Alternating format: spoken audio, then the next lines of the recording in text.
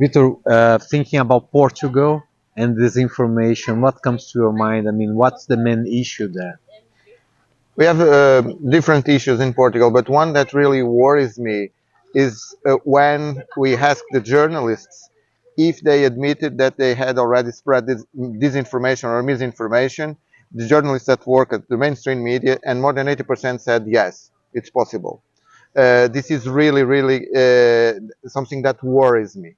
Then I think most people in Portugal are worried, but we are at the same time, according to the Reuters Institute of Journalism, one of the countries in which the people more trust the news. Mhm. And at the same time, they are really worried about this information, especially online on social networks, but they still trusting the news. And my idea is if the journalists admitted that they have already spread this information through mainstream media, but people still trusting the news, something is not matching here. And it's something that really worries Yeah. me.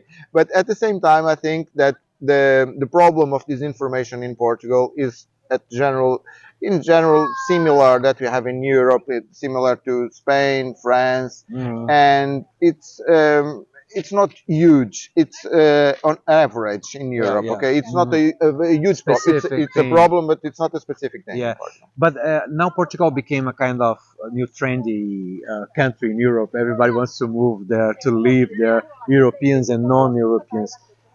Do you think it affects somehow disinformation spreads in the country since you are more international than ever? Maybe only the times of the navigation were like this. Yeah. Yeah, I think this affects really. Hmm. For the first time during an election campaign, it was identified misinformation, paid disinformation coming from outside Portugal, namely from the United States, but starting from Brazil. And this misinformation really wanted to influence people regarding voting for a general election. And this is a result also of the international aspect of the country, because now legally we have 600,000 Brazilians living in Portugal, and illegally maybe more. I don't know, but 1 million officially, more than 1 million people from the 10 million that are living in Portugal are foreign people.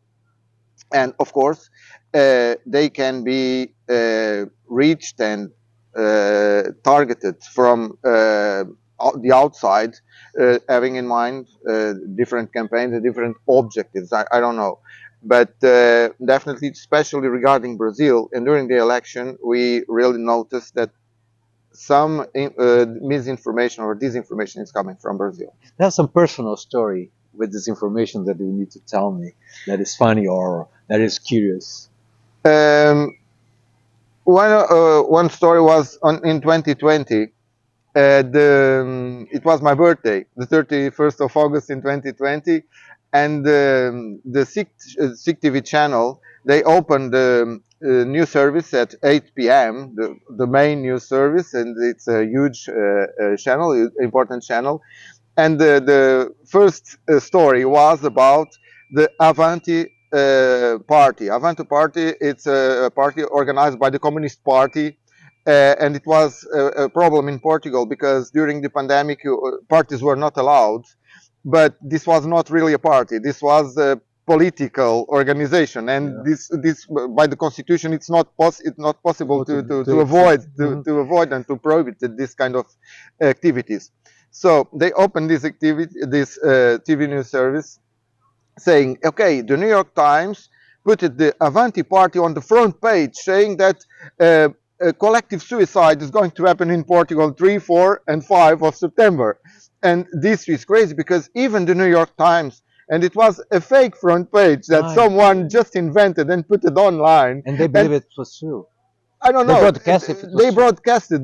It was a huge mistake, and it was my birthday. I was looking at that, and no, I don't believe that. This is Yeah, impossible. yeah, that's. And things like that happen. Mhm. So if things like that happen, of course, it's in August, and we know that in Europe in August we have uh, less people working, and mistakes can happen every time. But this was a huge mistake, and it was enough to check on Google, New York Times Today front page. Exactly, exactly. because the front page Yeah. was not You that don't one, need 10 obviously. people to do that. Yes, you need people to really check. And Yeah. the problem is sometimes we are not checking the information.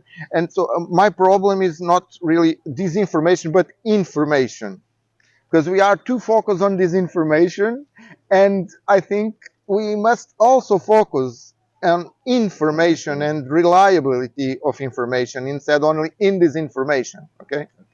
Thank you very much, Vitor. Thank Muito you. obrigado.